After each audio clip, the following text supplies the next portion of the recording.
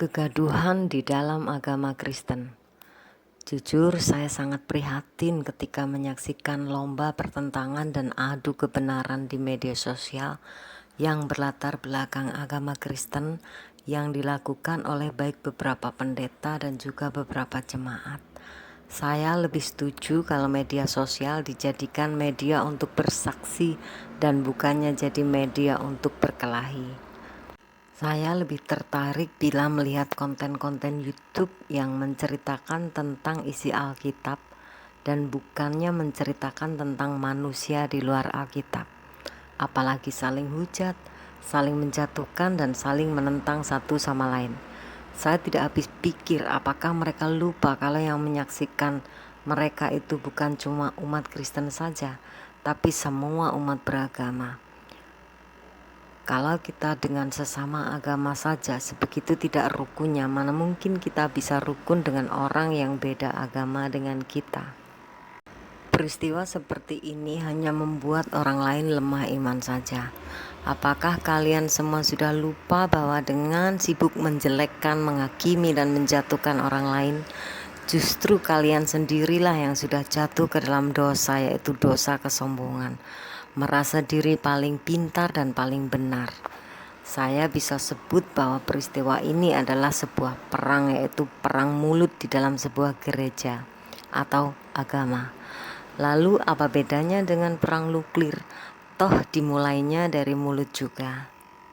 Mari saudaraku semuanya yang saya kasihi, kita kembali ke ajaran Tuhan kita bahwa musuh aja harus kita kasih. Kenapa kita tidak bisa mengasihi dengan sesama anak Tuhan?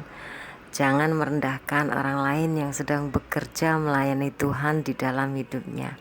Hargailah mereka bahwa mereka sudah berusaha melakukan yang terbaik untuk Tuhan. Apabila ada salah dan kurang-kurangnya, tolong jangan diumbar aib mereka di depan publik. Tegurlah dengan cara yang baik dan sopan secara pribadi dan jangan sampai terjadi permusuhan. Mari kita melihat 1 Korintus pasal 13 ayat 4-8a. Barangkali kita sedang lupa dengan apa itu artinya sebuah kasih. Di antara kalimatnya mengajari kita untuk tidak menyimpan dan tidak memperhitungkan kesalahan orang lain. Dan harus saling menutupi. Toh sepintar dan sebenar-benarnya manusia, memang tidak ada yang sempurna. Jadi jangan pernah menuntut karena kebenaran dan kesempurnaan hanyalah milik Tuhan saja. Nabi saja ada yang salah, apalagi kita yang levelnya masih di bawahnya. Belajarlah untuk tidak melihat seberapa besar salahnya, tapi lihatlah berapa besar kebenaran dan manfaatnya. Jangan sampai karena dengan dalih membela Tuhan dan Alkitab dari penyesatan, kita merasa lebih hebat, lebih pintar dan lebih benar daripada orang lain, dan layak untuk membela Tuhan dan Alkitab dari penyesatan. Siapakah kita ini? Sedangkan dalam hidup sehari-hari saja kita masih minta dibela Tuhan. Ingatlah saudaraku bahwa Tuhan kita maha besar dalam segala hal. Tuhan punya cara sendiri untuk menjaga firman-Nya dari berbagai penyesatan, tetapi tidak dengan cara kita saling bertengkar seperti itu. Mari mengingat ayat berikut ini, Yesaya pasal 40 ayat 8, yang bunyinya seperti ini. Rumput menjadi kering dan bunga menjadi layu, tetapi firman Allah kita tetap untuk selama-lamanya.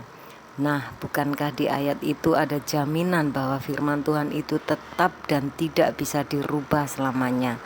Jadi jangan khawatir dengan orang-orang yang mungkin akan disesatkan oleh ucapan seorang pendeta.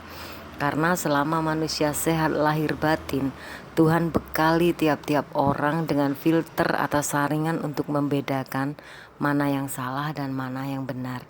Jadi jangan meremehkan orang lain juga, yaitu para jemaat ya.